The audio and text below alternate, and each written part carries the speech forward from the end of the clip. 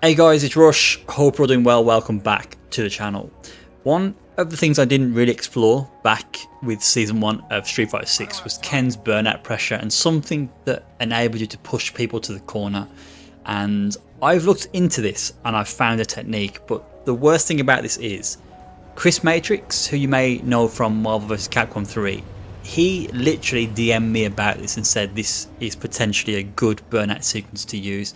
So when I did this and I figured it out for myself, I was thinking this feels really familiar, like someone's already told me about this, and it was Chris. Credit to Chris, and I am sorry Chris that I didn't explore it at the time. But the sequence is you do crouch light punch, which is +3, crouch medium punch, that is a frame trap, but you can sort of crouch medium punch into light dragon lash.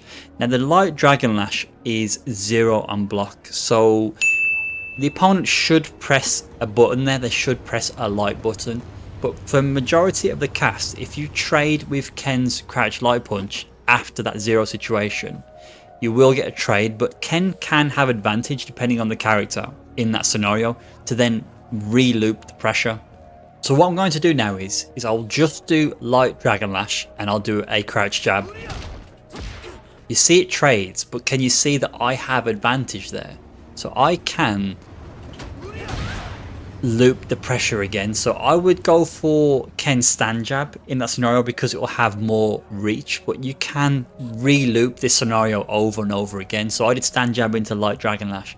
It does depend on the character, it does depend on the distance. You could, if you were say at +3, do a crouch medium punch into light dragon lash again. So you have to assess the trade situation for the character to understand what pressure you get after that scenario.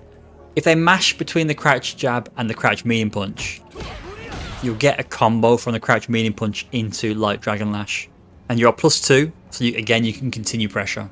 If they mash between the crouch medium punch and the light dragon lash, you get a combo.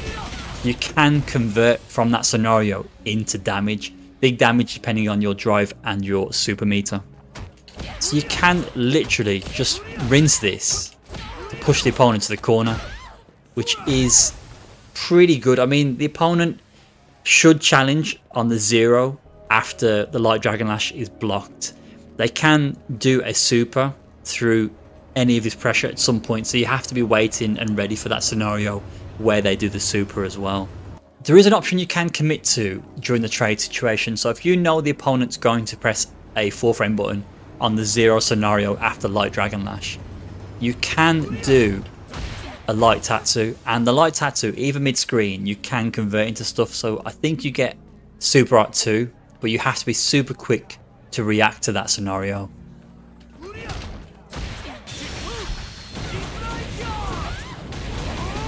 Not sure if I recommend doing that, but that is an option if you know the person is going to press. It's a lot easier to do this conversion in the corner. So give it a try, see what you think of it. For me, online I've used it and people don't seem to know what's going on. They don't know where their turn is, they don't know where to press, and they either respect it or they eventually end up doing a super. It seems pretty good. The trade situation, there are some characters where you trade and I think you're actually minus, so you would have to lab this up for every character to figure out which characters you can continue pressure with if you get the trade on the jabs after the light dragon lash. So give it a try, see what you think. But for me, I've had quite a lot of success at like 1500, 1600, 1700 MR using this technique. Any questions, any queries, give me a shout and I'll catch you in the next one. Take care.